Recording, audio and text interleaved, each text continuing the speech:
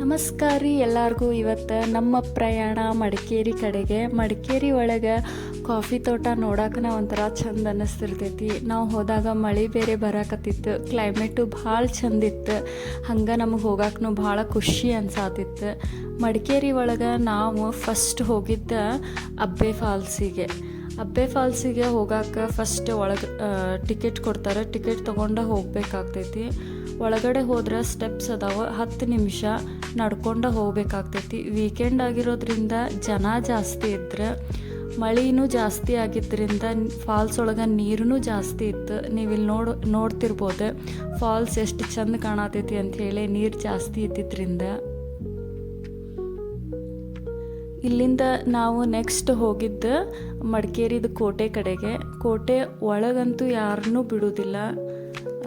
Climate ಚಲೋ ಇದ್ದಿದ್ದರಿಂದ ನಾವು ಇಲ್ಲೇ ಸ್ವಲ್ಪ ವಾಕಿಂಗ್ ಮಾಡಿಕೊಂಡು ಇಲ್ಲಿಂದ ಸೀದಾ ರಾಜಾಶೀಟಿಗೆ ಹೋದ್ವಿ. ರಾಜಾಶೀಟಿ ಇಲ್ಲಿಂದ ದೂರ ಆಗೋದಿಲ್ಲ, 10 ನಿಮಿಷ ಅಷ್ಟೇ ದಾರಿ.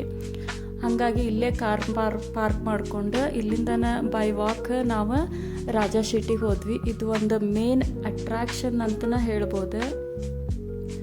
ನಾವು ಹೋದಾಗ ಫುಲ್ ಫಾಗ್ ಇತ್ತು. ನೋಡ್ಬೋದು ನೀವು ಇಲ್ಲೇ ಎಷ್ಟು ಚಂದ ಕಾಣತೈತಿ ಕೆಳಗಡೆ ಎಲ್ಲ ವ್ಯೂ ಅಂಥೇಳಿ. ಹಾಗಾಗಿ ಇದು ಚಂದ ಇರೋದ್ರಿಂದ ನಾವು ನೆಕ್ಸ್ಟ್ ಡೇನ ಪ್ಲ್ಯಾನ್ ಮಾಡ್ಕೊಂಡ್ವಿ. ಅವತ್ತು ಎಲ್ಲೂ ಹೋಗೋಕ್ಕಾಗಲಿಲ್ಲ ನಮ್ಗೆ. ನಾವು ಜಾಸ್ತಿ ಹೊತ್ತು ಇಲ್ಲೇ ಟೈಮನ್ನು ಸ್ಪೆಂಡ್ ಮಾಡಿದ್ವಿ.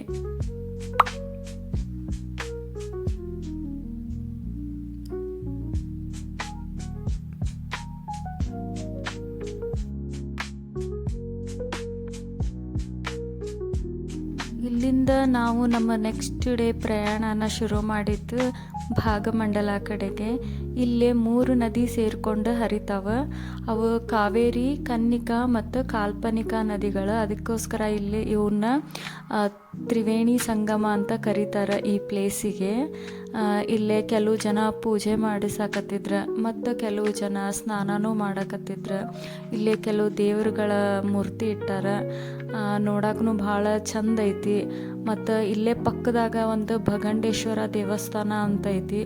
ಅದು ನೋಡಕ್ಕೆ ಭಾಳ ಚಂದ ಐತಿ. ಒಳಗಡೆ ಯಾರನ್ನೂ ಬಿಡೋದಿಲ್ಲ ಹೋಗಕ್ಕೆ. ಹಂಗೆ ಮಾಡರ್ನ್ ಡ್ರೆಸ್ಸಸ್ಸಿಗೆ ಎಲ್ಲ ಅಲಾವ್ ಇಲ್ಲ ಹೆಣ್ಮಕ್ಳಿಗೆ. ನೀವು ಮೈ ತುಂಬ ಬಟ್ಟೆ ಹಾಕ್ಕೊಂಡೇ ಹೋಗಬೇಕಾಗ್ತೈತಿ ಈ ದೇವಸ್ಥಾನಕ್ಕೆ ಹೋಗ್ಬೇಕಂದ್ರೆ. ಸ್ಲೀವ್ಲೆಸ್ ಕೂಡ ಅಲಾವ್ ಮಾಡೋದಿಲ್ಲ. ನನಗೂ ಮಾಡಲಿಲ್ಲ ಫಸ್ಟಿಗೆ. ಆಮೇಲೆ ನಾನು ಜಾಕೆಟ್ ಹಾಕ್ಕೊಂಡು ಒಳಗಡೆ ಹೋಗಿ ದರ್ಶನ ಮಾಡ್ಕೊಂಡು ಬಂದೆ. ಮತ್ತು ಇಲ್ಲೇ ಒಳಗಡೆ ಶೂಟಿಂಗ್ ಮಾಡೋಕ್ಕೂ ಬಿಡೋದಿಲ್ಲ. ಯಾವುದೇ ಫೋಟೋನೂ ತೆಗಿಯೋ ಹಾಗಿಲ್ಲ, ವಿಡಿಯೋನೂ ಮಾಡೋ ಹಾಗಿಲ್ಲ.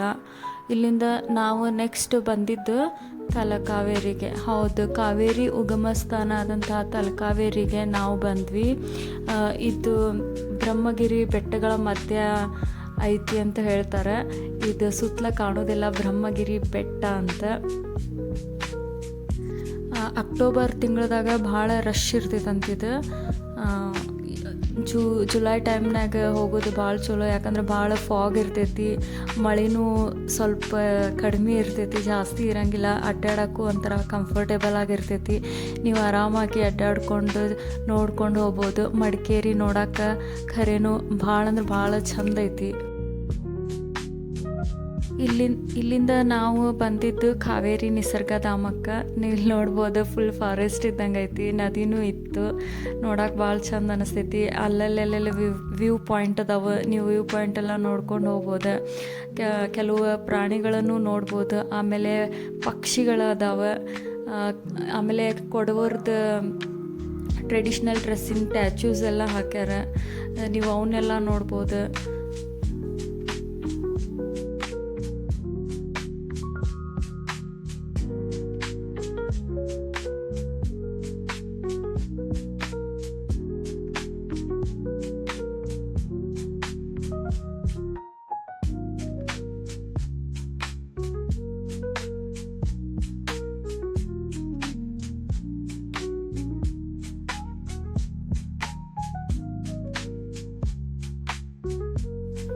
ಇಲ್ಲೇ ಟಿಕೆಟ್ ತೊಗೊಂಡು ಒಳಗೆ ಹೋದ್ರೆ ಪಕ್ಷಿಗಳ ಜೊತೆ ಆಟ ಆಡ್ಬೋದು.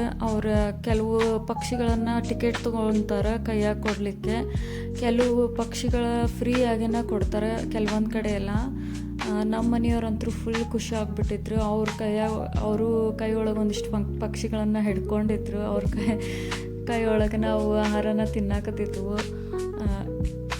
ಭಾಳ ಅಂದ್ರೆ ಭಾಳ ಖುಷಿ ಪಡಾತಿದ್ರು ನಮ್ಮ ಮನೆಯವ್ರಿಲ್ಲೇ. ಮತ್ತು ಇಲ್ಲಿ ಜಾಸ್ತಿ ಪ್ಲೇಸಸ್ ಕವರ್ ಆಗಲಿಲ್ಲ. ನಾವು ಹೋಗಿದ್ದ 2 ದಿನ ಅಷ್ಟೇ. ಇನ್ನೂ ಕೆಲವು ಪ್ಲೇಸಸ್ಗೆ ಹೋಗೋಕ್ಕಾಗಲಿಲ್ಲ. ನೆಕ್ಸ್ಟ್ ವಿಡಿಯೋದಾಗ ಅವನ್ನೆಲ್ಲ ವಿಡಿಯೋ ಮಾಡಿ ಹಾಕ್ತೀನಿ. ಹೋಗ್ಲಾರ್ದ ಪ್ಲೇಸಸ್ ಅಂದರೆ ದುಬಾರೆ ಮತ್ತು ಟಿಬೇಟಿಯನ್ ಕ್ಯಾಂಪ್, ಚಕ್ಲಿ ಹೊಳೆ ಅಲ್ಲೆಲ್ಲ ಹೋಗೋಕ್ಕಾಗಲಿಲ್ಲ.